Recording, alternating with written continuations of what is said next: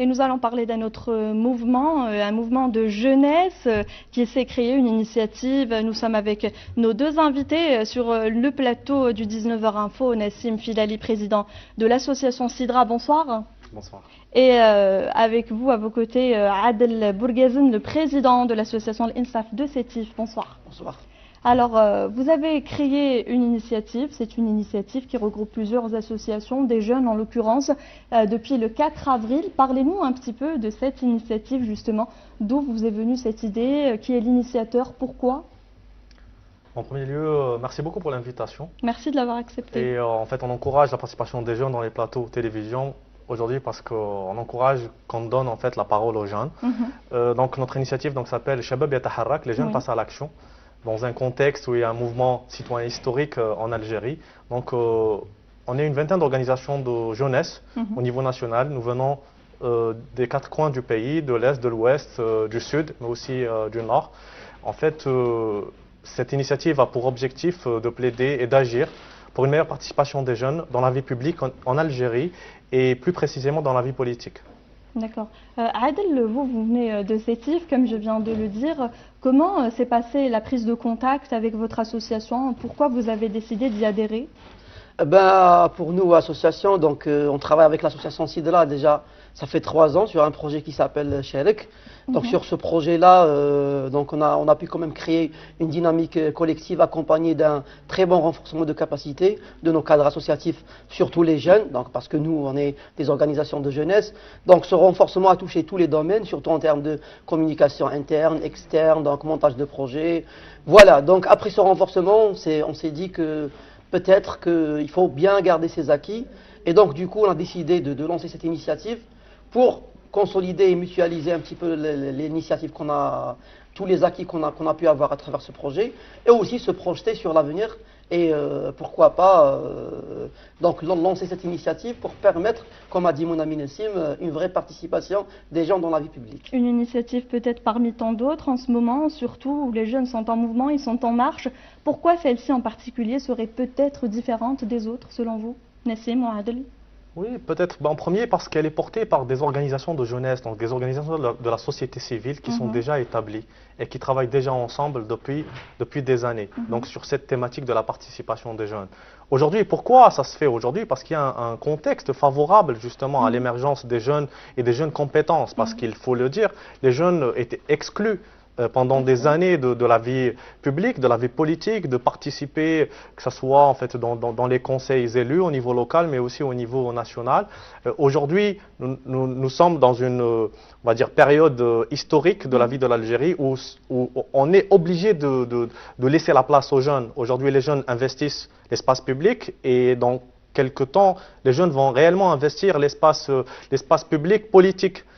Donc aujourd'hui, le rôle de la société civile est d'encadrer et aussi d'accompagner les jeunes à passer à cette participation effective, notamment à travers la formation, à travers l'encadrement, mais aussi à travers le dialogue, puisqu'aujourd'hui, on commence à organiser une série de rencontres et de concertations entre nous pour trouver les mécanismes aujourd'hui qu'on peut développer déjà dans ce contexte actuel, mais aussi dans le contexte du futur proche qui nous attend. Et j'attire votre attention sur ce que vous venez de dire. Les jeunes ne se sentent pas impliqués, ils sont exclus de la vie politique. Est-ce que les jeunes qu'il y a à l'intérieur de cette initiative, qui sont avec vous dans vos associations, vous les sentez impliqués aujourd'hui? Ils sont politisés, ils veulent participer activement à la vie politique, au devenir du pays, à l'avenir de l'Algérie? Pour ça, si tu permets, Nassim, parce que avant, on se disait que les jeunes ne voulaient pas faire de la politique, mais finalement, les jeunes voulaient faire de la politique, mais ils ne pouvaient pas, quoi. Nous, aujourd'hui, on veut bien travailler que le climat devienne plus favorable à travers peut-être l'instauration de nouvelles lois ou peut-être modifier des lois existantes pour permettre une vraie participation des jeunes aujourd'hui. Parce que si on regarde au jour d'aujourd'hui, les jeunes qui sont dans des postes de responsabilité, que ce soit des élus, des députés, on ne va pas trouver des jeunes, sauf des cas vraiment rares. Et nous, on demande qu'à travers peut-être des lois et des mécanismes réels, d'instaurer cette participation et de l'ancrer vraiment dans l'arsenal juridique. Qu'est-ce qui en sort concrètement aujourd'hui depuis le 4 avril? Qu'est-ce qui en sort concrètement? Est-ce que vous avez des propositions? Aujourd'hui, c'est déjà une mobilisation de jeunes qui viennent de différentes régions. Aujourd'hui, nous avons des jeunes vraiment qui représentent différentes régions géographiques du pays. Ça, c'est une première chose. Il y a des femmes, des jeunes femmes, il y a des jeunes hommes, il y a des personnes en situation de handicap. Il y a un dialogue qui s'est fait. Toutes les couches de la société. Et il y a de grandes lignes justement de plaidoyer pour une meilleure participation. Qu'est-ce qu'on veut dire par meilleure participation? C'est déjà avoir des lois qui permettent la participation des jeunes. Aujourd'hui, on ne peut pas, par exemple, avoir des limites d'âge, d'accès, par exemple, à l'Assemblée populaire nationale. On ne peut pas être limité. Il faut vraiment ouvrir tous les accès à la jeunesse. En premier lieu, il faut ouvrir les accès aux jeunes pour créer des partis, pour participer directement. Et aussi, l'autre chose qui est aussi fondamentale, c'est d'écouter aussi la jeunesse aujourd'hui qui est dans la rue, dans le mouvement populaire, et qui a des revendications claires, qui sont le départ du système aujourd'hui, et aussi des élections transparentes, pour permettre à ces jeunes de retrouver une confiance avec les décideurs et de pouvoir participer. Parce qu'aujourd'hui, la confiance est très importante pour permettre aux jeunes de participer. Si on trouve que les élections ne sont pas transparentes, on ne va jamais participer. Donc aujourd'hui, il faut créer un climat qui permet aux jeunes de participer effectivement dans la vie publique en Algérie. On va parler de ce mouvement populaire. Ce mouvement populaire, vous serez certainement d'accord avec moi, il est national. Il n'est pas qu'à Alger en tout cas, ni à Alger Centre. Il est national, comme je viens de le dire, à Sétif. Comment la mobilisation se prépare? Comment ça se passe? Est-ce que les gens se sentent impliqués? Les jeunes sont impliqués là-bas? Déjà, merci pour l'invitation, le fait d'inviter quelqu'un d'une wilaya comme Sétif. Donc, c'est un signal très fort. Donc, et quand vous venez de le dire, donc le mouvement, il est national.